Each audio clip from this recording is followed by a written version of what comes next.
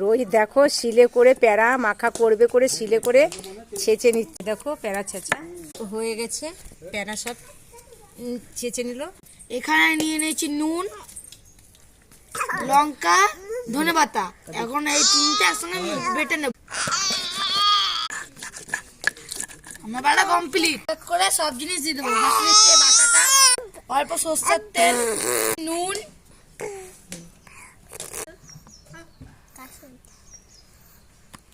চিনি,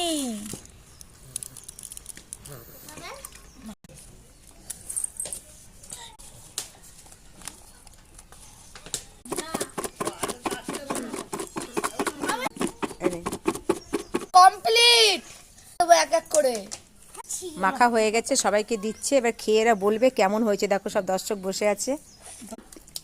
দারুণ।